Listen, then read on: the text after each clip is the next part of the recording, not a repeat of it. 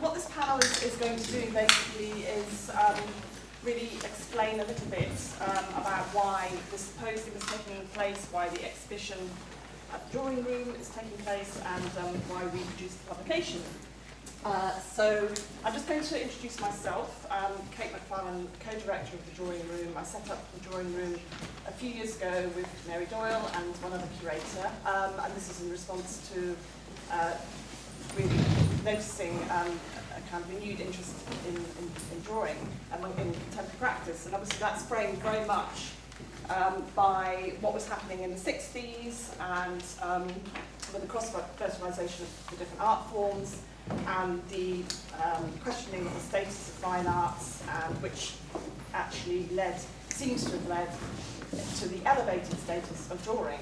And for this reason, our access to, our route to Cornelius Cardew was actually through his graphic school for treaties, 193 pages of beautiful shapes and forms.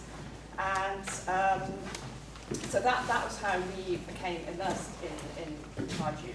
But at the drawing room, we're not only including a segment of treaties, but we've included some of his other schools, some of the scratch books that the Scratch Orchestra produced, and we have also included some of the material in the archive, which is correspondence between Scratch Orchestra members, lists of Scratch Orchestra's concerts, what things cost, and other kinds of materials which we thought would be of interest to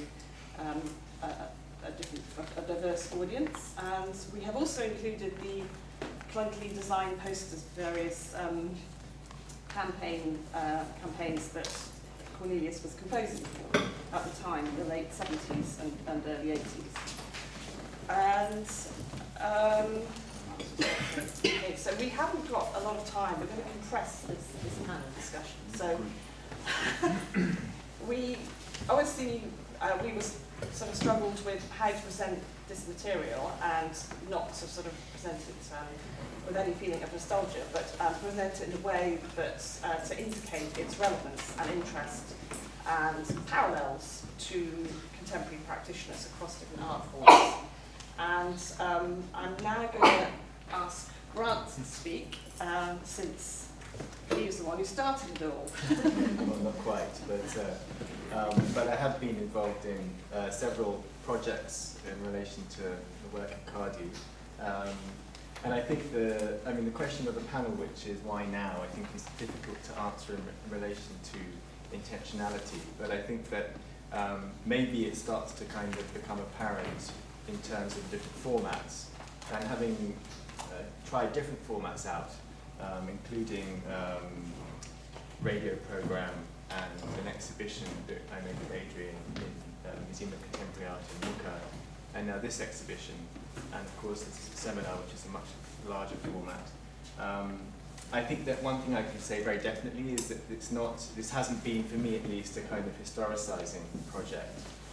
I don't think it's been sufficiently scholarly to really make that claim, unlike perhaps John Tilbury's book and all the work that he's done on Cardew.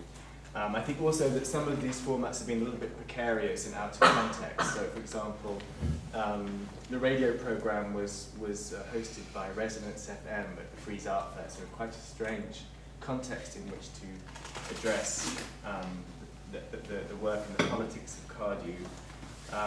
The exhibition in the museum was a museum exhibition, but it took place in what is almost a kind of project space. This is in Lucca. In Lucca, yeah. And then the exhibition in the drawing room, I think, focuses on a rather particular aspect of Cardew's practice, which is starting from the graphic quality of the scores, and also the graphic quality of the posters and the pamphlets that relate more to the political work. I think obviously it's not about resolving the dichotomy between art and politics that was there in Cardew's work, which would be an impossibility.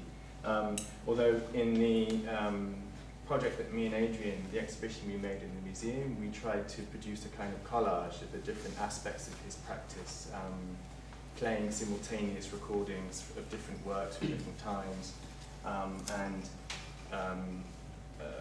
There was a slogan from Stockhausen serves imperialism that ran the whole way along the score of treaties. But I do think that the political and the aesthetic provides different entry points into the ethical question which Cardew was obviously addressing. And I think that it's perhaps about restaging and revisiting these questions and positing them in terms of in terms that don't become fixed. I think that the exhibition, particularly the exhibition in the drawing room, for me was interesting in relation to the collaboration with Luca Frey, who's a sculptor, who also works with exhibition design. And I think here, the support structure actually managed to meet the content, the meaning and content of the works, and negotiate the question of giving this work presence without objectifying it. And I think in relation to this, in terms of the why now, I think that these kind of relating Cardew's practice to contemporary practice is obviously one very real way of actualizing that. So for example, as you know, Ultra Red are currently active in a 10-hour performance piece which runs parallel and through this conference. I think what's very interesting in relation to Ultra Red, of course, is their particular take on improvisation. I don't know whether somebody else can pick up on that. I was Grant involved willy-nilly in this whole enterprise, and he phoned me one day and said he wanted to do the movement exhibition in 3 months' time. Sorry. And I called John Tilbury, who was about to send the whole archive back to Horace Cardew, and Rob and I rushed down to see John, and basically Horace and John agreed that we would suspend the donation of the archive to the British Library until this series of exhibitions was completed. So in a very short space of time we managed to put something together in a few days actually, and then Grant took over. But I want to say just briefly, why now? Well, in 1968 I went to live in the house of Victor Schonfield, who's sitting here, and Susan Schonfield, in whose living room and kitchen the world of contemporary music evolved and passed through. The Cardews, the Chevskys, the Music Electronica Vivas, the AMMs of the world passed through. And it was actually just through living there that I think in some ways I was saved from being a rather boring art history PhD student, and came to live in a world of unbelievably intense and vital contemporary artistic practices, which seemed to me to be a guide to living more than in some ways scholarship. And in 1969 I attended 2 events in this place, the ICA, one of which was Harold Saman's show, When Attitudes Become Form, which for better or for worse was the beginning of what we now know as the modern author-curator, which dominates much of the art world. The other event was the Schooltime Compositions, which neither Victor and I can recall very much about it, except it was like a kind of market stall. But I do recall as being one of the happiest days of my life as a student, but one of the very happiest days of my life. It was a moment of 10 hours of continuous bliss. Now, I wasn't in the Scratch, and I very rapidly went into the political side of the movement, the Marxist-Leninist movement, and worked with Cornelius there. And I think, and I'm going to say this now in response to John's extraordinary talk, that I think we experience things very differently. And for me, the hope of the Marxist-Leninists and the strategizing of hope, for me it became clear that it was a form of melancholy, and that it disabled one from living in the present, in the here and now, and realizing very complex aspects of oneself. And for that reason, in 76, 78, having stood in general elections for the Marxist-Leninist Party and so on, I began to drift off and try to be a militant scholar, and try to be a militant gay, and so on and so on and so on, to realize things in a much more complex way. So that one reason now is that we've been through those things, and it's time to come back. Another reason now, and I want to bring these together, is the publication of John's work on Cardew. This is an extraordinary book. It's an astonishing work. It's an astonishing achievement by any standard. And I would like to say that, in a way, you can put it alongside Edward Thompson's Making of the English Working Class. you can put it aside in a very different way, Jacques Rancière's Proletarian Lives. Because it's a book which in an extraordinary way gives a voice to something which would never otherwise have been voiced, but does this through a biography, through the life of an individual artist. It's a book of astonishing social, intellectual, historical, and political complexity. And the fact it's been published is not a reason for us to say everything has been said about Cardew, but to come back to finding ourselves in the models of comportment which the history of Cardew and his entourage and his work and the Scratch Orchestra now offer. Another thing is that philosophical fields change as we grow, as we age, as we become young, as whatever happens to us, as generations flow. And one of the important philosophical inventions between then and now, for example, is a book like Jacques Rancière's Ignorant Schoolmaster, a book about autonomy, a book about self-education, a book about how those without a part in society speak and articulate themselves and change what society is through that articulation. And it's a book which is immensely important in the artwork in the 15 years since it's been translated now, has become more and more important. And when I look at these experiences of the past, the Tilbury,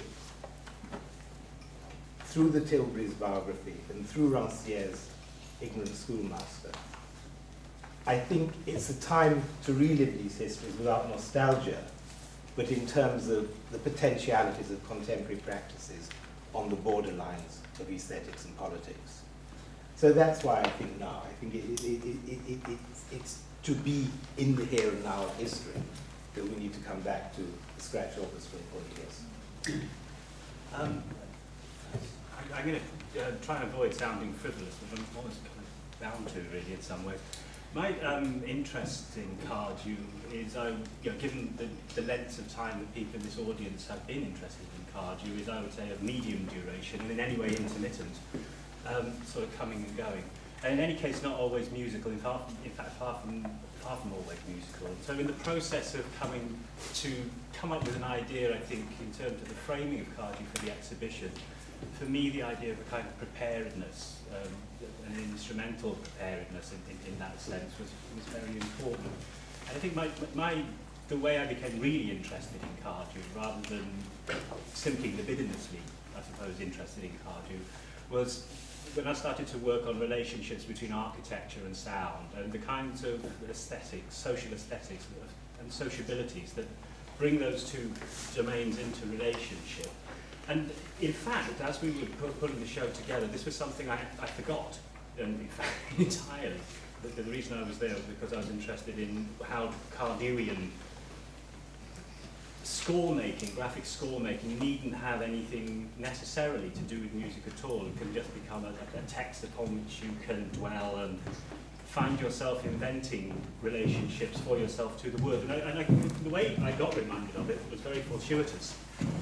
We had a big leak in our house, and the ceiling started to fall down a little bit, which was worrying. And a guy came around from the council to fix it. He said, well, it's kind of hit and miss affair. Maybe it'll work, maybe it won't work.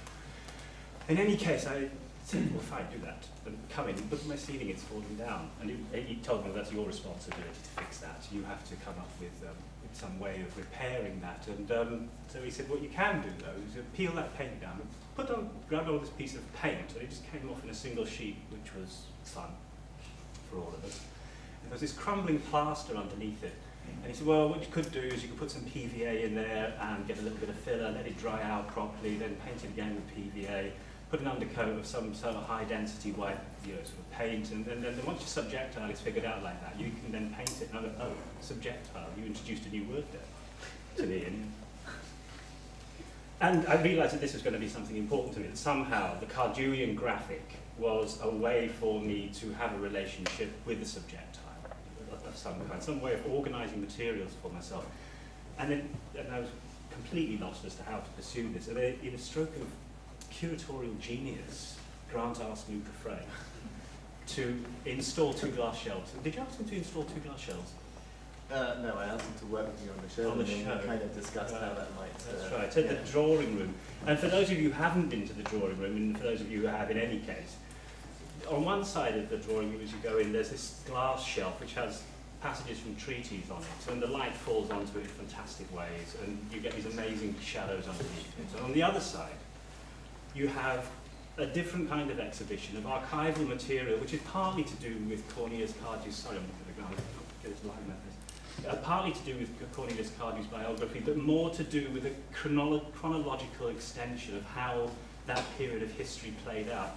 And we were worried about the chronology, or at least I was, until we looked carefully at what Luca Fry had done. And what he'd done on that side, he's got sheets of glass and painted them in colours which were redolent of school time, for me anyway. Industrial, unmixed, unnuanced, painted to the underside of glass, rested down, and now to glow. And there were adjacencies, or contiguities between red and black, which to me said politics, and between yellow and a kind of green, which to me said, I don't know, just acidity. Some kind of vague concept. And as we were putting out the documents for this chronology and wondering, oh, chronology, what are we going to do? It suddenly became very obvious that as you put a document down on a piece of yellow or orange or whatever colour it was, elements of that piece of paper would suddenly become available, which might be a foxing in the paper, or a rust stain, or some fold, or just some characteristic in the paper would be highlighted. When you moved it, it changed its significance.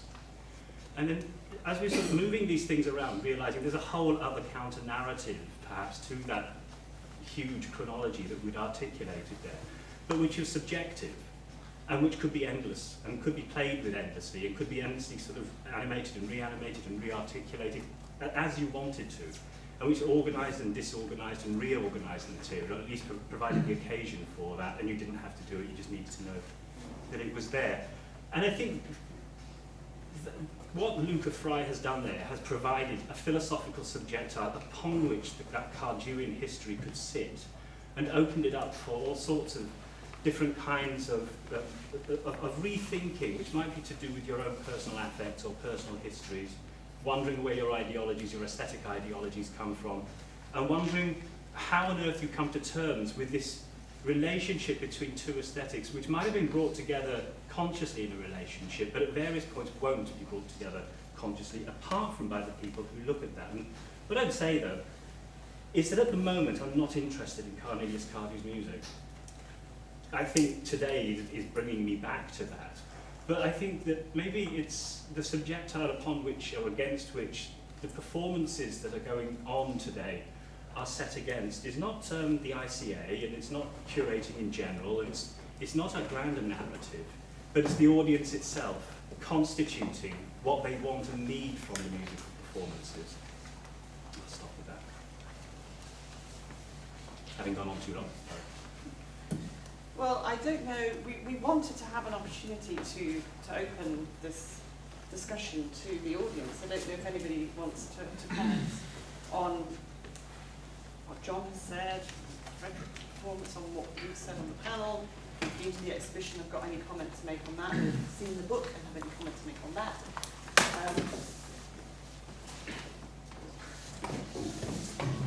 I have a question for Adrian, maybe, because I'm interested in the question of why now, but I didn't quite read what you said as an answer. What happened is this: yesterday I told a friend, and I was in Brussels, I told a friend I was coming here to attend a Cornelius Cardew event at the ICA, and this person, who is only tangentially involved in the art world, exclaimed a certain degree of desperation almost at the sudden omnipresence of Cardew-related events. There's a show in Stuttgart. I'm not sure if it's happening now. Yeah. In which case, I'm wondering what they show. Well, they're showing The rest of the stuff in the rest of the so a lot of reproductions as well. They're showing stuff from my archive. Yeah, a lot of photographs. Yeah. So there's Cornelius Cardew in Stuttgart. There's Cornelius Cardew in London. There's I think also at some point Lisbon, a big privately funded art foundation in Lisbon is going to have its Cardew moment, and I think something in a frac in France was also organized That's quite the same recently. exhibition that's... Oh, yeah, yes. gone. So all over, kind of. And then, having been invited to this event a little while ago, I, of course, had to, get a very quick fix, Cardew fix, and but the music is completely, it's impossible to find in even the most decent of record shops. Gelbe Musik in Berlin has like 2 records on offer, and so that's a strange disparity in a way between the sudden emergence of Cardew as a figure in the artistic work, or in the world of visual arts, and not quite reflected in the musical field. And so seeing as I didn't know much about Cardew 10 years ago, I'd like to maybe hear what you think about this sudden phenomenon of a relative ubiquity in the field of art, rather. Why now, as opposed to why not in '95? Well, what I was trying to say is I think that these things are filtered through so many processes of historical consciousness and desire and projection. And I just want basically to say one of the things which for me has made it possible, and those are the 2 things I was trying to articulate, is on the one hand the emergence of this deep fascination with the autodidact, which is embedded in the notion of the Scratch Orchestra.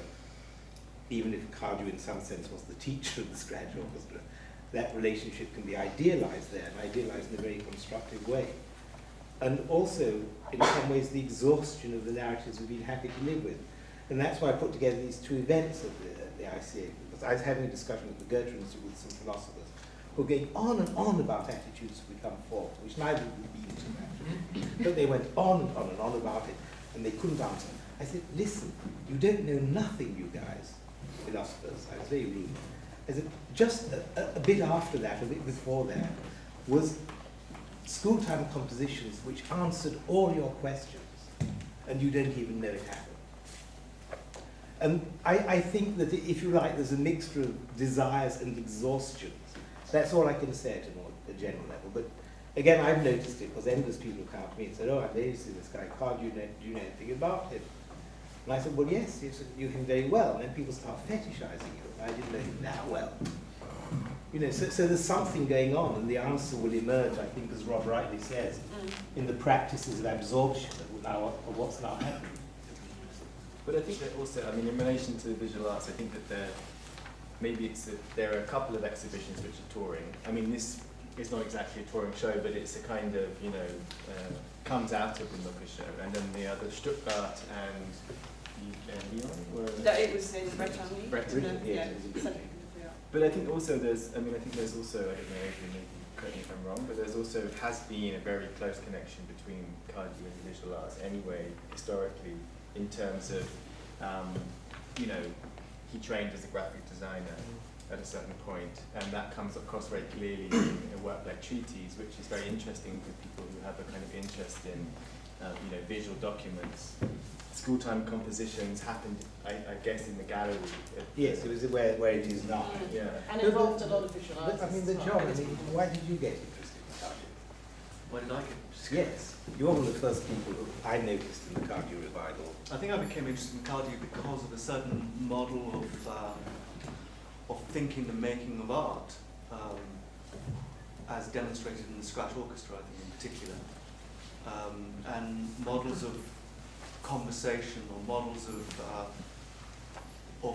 of being or practicing life in something. I think, as you indicated at the beginning, there's something about what it is that is evident in that, in particular, that is something about how one might live a life.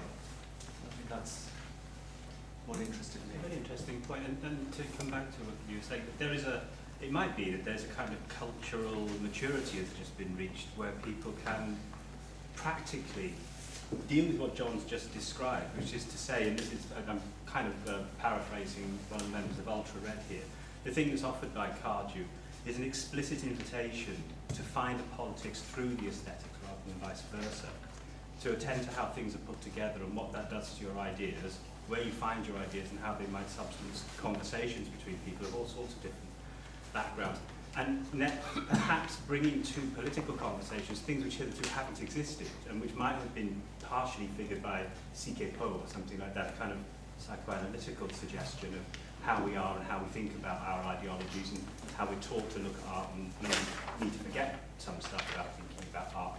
And at the basis of that, as John just described, is a kind of a decision to take the instruments of art practice as the pretext for a political one, rather than trying to explain the aesthetics of any given culture from a political standpoint, a point of view that's already been decided on.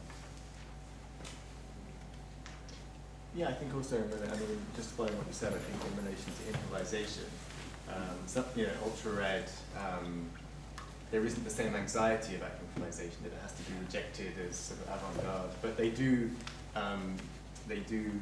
say that it needs to be, again to paraphrase, it needs to build relationships that can produce analysis and a strategy. So, as you said, it's a kind of maybe it's a kind of maturity in relation to how improvisation can be, instrumentalized. I mean, I think there's a huge contrast between the way that Ultra Red are operating and school-time compositions for those who actually saw. And I'm sure it would be interesting to hear the contrast in how you perceived school-time compositions in 1969 and how Ultra Red operating in a very rigorous way, just the way formally they've set out the gallery there. That's why I've not looked at the Ultra Red. No, I can just, I just want to come back into the actuality of John's book, really, which I think they want to underline that. I think that is a sufficient reason to be interested in Cardew, or for Cardew to become the nexus of the ways in which we can think about biography and history and the complexities of lived life in that way, and disagreements. There's lots of people, there's a bit in that book, one of my very few appearances in it, and the most nasty little tick. This kind of, this is a party hack making some ghastly anti-theoretical critique of Cardew's work. I'm very happy to discover that about myself. I think if I was like that, I'm glad it's in the record. But that's kind of like a paragraph. And is that kind of, is the Cardew can be the ground of achievement of that immensity. I mean, I'm just awestruck by it, really. And, Richard. Could I just add a lateral thought about music making? Any of you involved in the music world will be familiar with the phenomenon of the Bolivarian Orchestra of Venezuela, which has created orchestras throughout that country of young people, mostly drawn from the shantytown. And it's become a sort of global phenomenon, a bit like Cardew, and I think in Britain and Scotland they're trying in some ways to sort of imitate this idea. But what struck me most about the original Venezuelan idea is that they take children aged 4 or 5 and they put them into immediately a scratch orchestra. That is to say, they're just given the instrument, the cello, the clarinet, whatever it is, and they're all put together in a group of 10 or 20 people, and they're taught to play together. And individual tuition comes later, so they actually start with no experience or knowledge of any kind. And I thought to myself, what a wonderful revival of the idea of the Scratch Orchestra, of actually getting kids to do that at a very early age. It's just a lateral thought. But that's also Rancière too, you see. I mean, these things become philosophically possible. And that explosion of the importance of Rancière's Ignorant Schoolmaster for people who haven't even read it, which I think is important.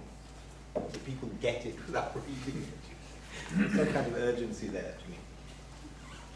And I think we'd also maybe like to acknowledge Luke Fowler's film, since he's in the audience, Pilgrimage from Scatter Points, that was made about. I don't know if you want to make any comment, Luke, but I don't want to put you on the spot, but about why. I mean, I decided to make the film because there was no other literature at the time on the Scratch Orchestra.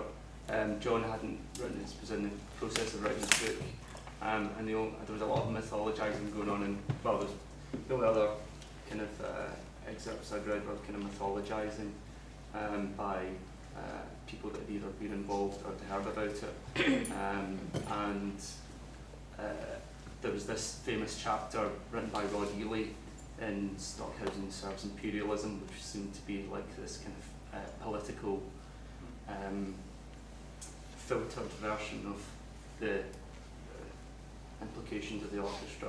So really what I wanted to do was bypass a lot of this kind of mythologizing and actually get back to the source, which were the people that were involved, and bypass the kind of sensationalized versions of what the orchestra didn't do, and just talk to people that were involved in it and how it affected their lives.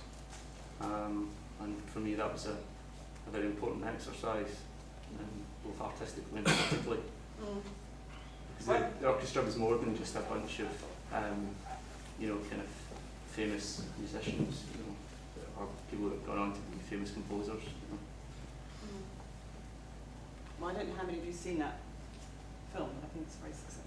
Sorry, Andrew. Well, I think this follows on a little bit from Luke's comments, which is that I feel we might be in danger of being rather nice about the art world's return to Cornelius Cardew, and that there are a sense of misrecognitions that are going on at the moment within contemporary art around the idea of participation, and that Cardew is a very obvious kind of site for the promise of some kind of political solution to the relationship between art and politics. And apart from the kind of complexities of a reading of Cardew's relationship between aesthetics and politics that are very clear within John Tilbury's book, I would say that there is also a set of misrecognitions going on and a series of romanticizations about Cardew that mean that the return is towards some kind of father figure of participation. And the return is to do with trying to desperately find somebody who will solve the problems that contemporary art is currently unable to solve for itself, which is a kind of post-Marxist question around what the relationship between art and politics might be. And so I think there are also some kind of problems in the return as well. I just thought, before we're all just nice about everything, I'd say that. Victor, I think Cardew's relevant politically, not particularly now, but permanently, because the issues are always the same. There doesn't seem any likelihood that there's going to be an end to the struggle between the haves and the have-nots, and the struggle of the have-nots to change the balance of wealth and power. And Cardew's triumph, in a way, is not the music, which I personally loathe, to say the very least. The fact that we're all here today talking about politics and identifying those issues and looking within ourselves for how we would like to see things progress. And that is the other side of, I think, Cardew's permanent political relevance. It's been said at the beginnings of conscious socialism and communism that when we have changed the balance of wealth and power, where are we heading? Where do we want to wind up? And the only formulation I'm aware of is that we want to wind up in a classless society, which to me means a society which can incorporate a hell of a lot of different specializations, different temperaments, different activities. And the best example I've seen of that in my lifetime has been, along with Adrian, at the ICA before the Scratch Orchestra was founded. It was an ad hoc collection of people occupying different stalls and spaces in a market and engaged in various activities all at the same time. And although they overlapped, they didn't disrupt each other. Nobody tried to take charge. And whoever was there among the public, can't speak for the artists, I'm an audience member, whoever was there for the public felt that we'd been enriched, that we'd seen a demonstration of what an ideal society might be, where there were self-centered big heads and selfless fetchers of water and hewers of wood, and the whole diversity of human functions and human personalities all seemed to be brought there in one space around a common activity, and it was very inspiring, and it's carried on inspiring me. I don't know how productively, but it's certainly there in my head. and that was school time compositions. Yes. Yeah. School time compositions organised by Cornelius here.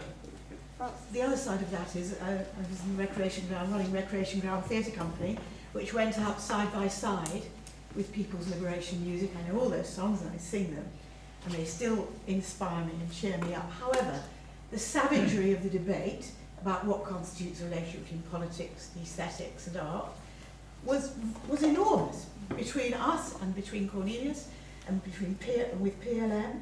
It was savage. It was, and Cornelius is important because he was there, but we have to realise that even our notion of what constitutes a society in which oppression is reduced to an absolute minimum is incredibly diverse. We have no agreements on this. When we say the word socialism now, people are going around more and more now saying, I believe in socialism. I say, what do you mean? What do you mean?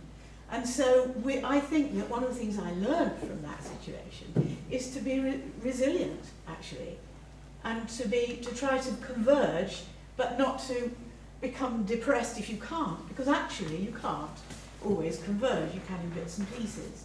And within theatre, this debate and this struggle has been on for quite a long time.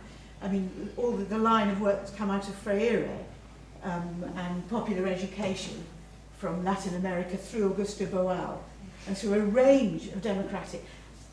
In the theatre, the struggle has been absolutely savage. The notion that you cannot have aesthetically fine theatre that's also political is still extremely widespread and completely repressive, or has been.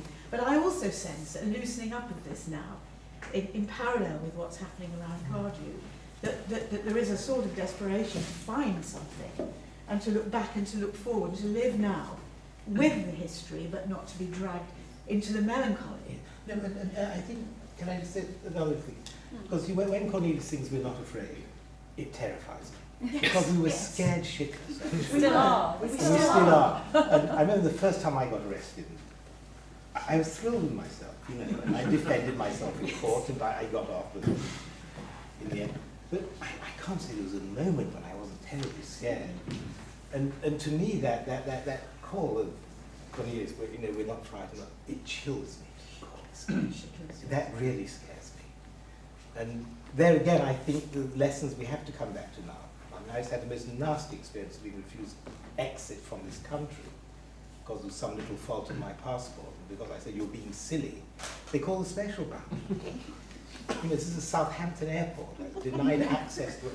These little details of daily fascism, which are multiple, I believe, in our country, are one of the reasons why we're now interested in how do you outface things. But I think what we have to do is acknowledge it is scary, actually. That's why, not that song, I like Cornelius's melancholic work. I love it, actually. But optimistic stuff, boy, it's scary. Okay, well I think we better stop because we need to break, and I think the technical team needs to set up the next session.